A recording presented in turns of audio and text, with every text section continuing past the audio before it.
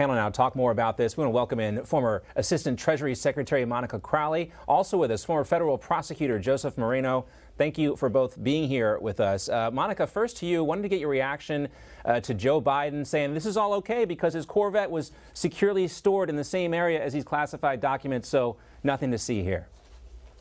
You know, if it weren't so dangerous, it would be absolutely laughable. First of all, the fact that he's citing his garage, which he said is locked, but let's face it, it's an easy access location. It's not a secured location like Mar-a-Lago was and is because of the Secret Service presence there. It was wide open. God knows who had access to any of these documents. And the fact he cited his Corvette, it's just, it is so absurd and frankly nauseating that we're hearing this from the president.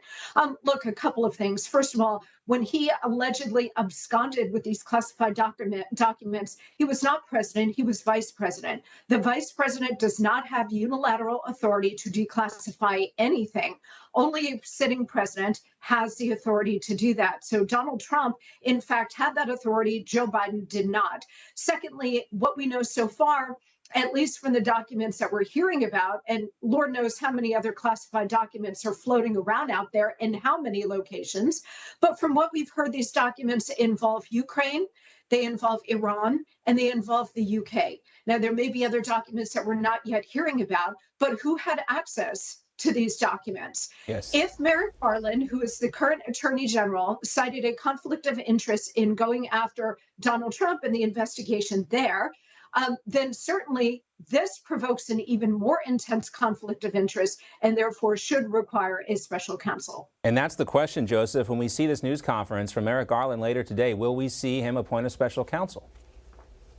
John, I wouldn't hold my breath. I mean, look, the way that the Justice Department should have handled the Donald Trump situation, it should have been in private, negotiating with a former president who, like Monica pointed out, had documents in a secure facility guarded by the Secret Service down in Mar-a-Lago. Instead, the DOJ wanted this spectacular raid, right, with FBI agents on television and those photos of those cover sheets leaked to the press. And then a special counsel, which was completely unnecessary. And yet it kept the story alive, right? They want this politicization of will they or won't they charge Donald Trump? Had they done it the right way, right, this Biden story would be a non-story. But because they kept it alive in the case of Donald Trump, I don't see how the Attorney General can now say, oh, that's a big deal and this is not a big deal. So I don't envy him one bit, but this is entirely a mess of the administration's own making. It is a conundrum for Merrick Garland, again, watching for his news conference in about an hour. But Monica, we should not gloss over the first set of documents at the Penn Biden Center. There are still huge questions. We have no idea about some Chinese donations. I mean, there's been no transparency about tens of millions of dollars that went to UPenn. They're denying that it went to this think tank. But we know Hunter Biden has talked about the center in emails before its launch. Want to get your reaction. James Comer joined us here on Newsmax talking about the new House investigation into this.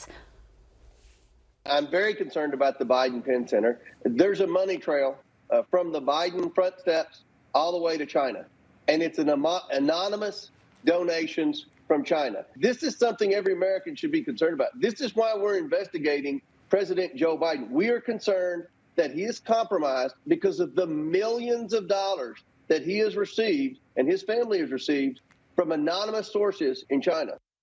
I mean, the White House can try to stall us and put legal people in front of us to block information. But Monica, you know, we were talking about Biden announcing his bid for the White House earlier this week, and it seems the tables have turned here. And this will be a story that they won't be able to ignore, even the mainstream media as well. Points about this. I think Congressman and Chairman Comer is exactly right that so many roads when it comes to the Biden crime family go through Beijing and also Kiev. So we have to see what these documents relate to and also who and what, including foreign adversaries, may have had access to these documents. That's number one.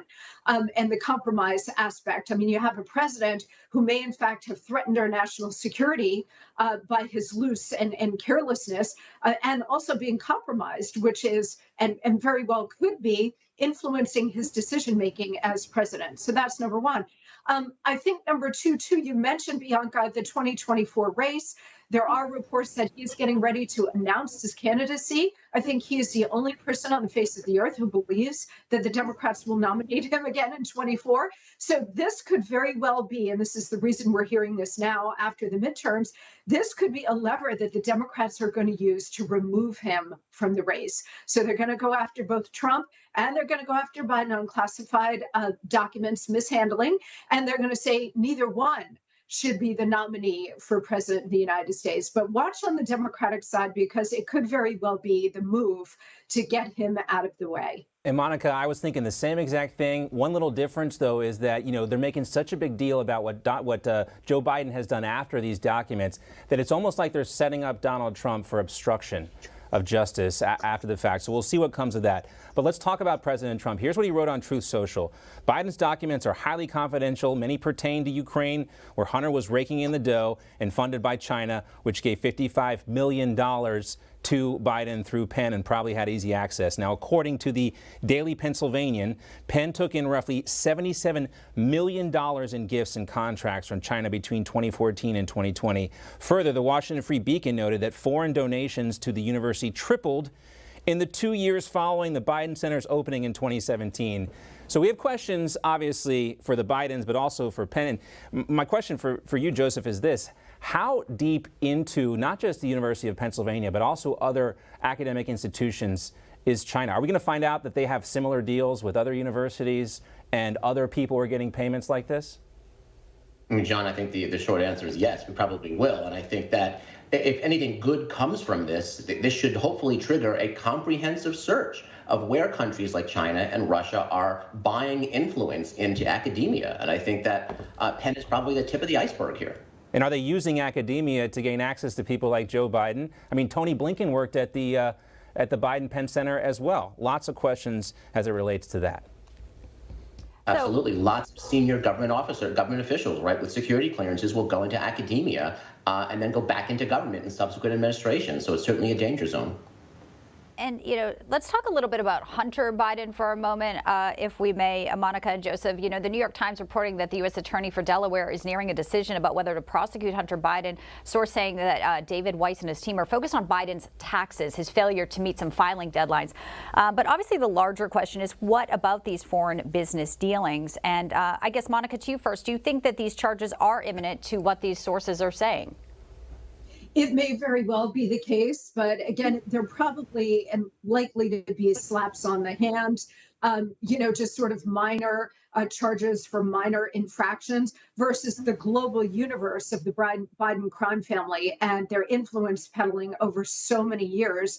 One promising aspect you had on Comer earlier today on Newsmax, and he and his oversight committee, they have requested from Janet Yellen and the Treasury Department, where I used to work, the access to information about the nearly 150 international business transactions that generated suspicious activities reports from U.S. banks to the Treasury Department for review about potential illegal activity and or national security threats from this family. So we are going to hear a lot more. And because the House GOP majority now has subpoena power, Janet Yellen and Treasury now have to turn over that information. So we're going to hear a lot more about the access that they've been peddling, most often at the expense of the United States and our national interests. Well, we're going to pop the popcorn for whenever we do get that information, Monica, because we are all anticipating to see what's in there. Great to see you both, Monica and Joseph. We appreciate it.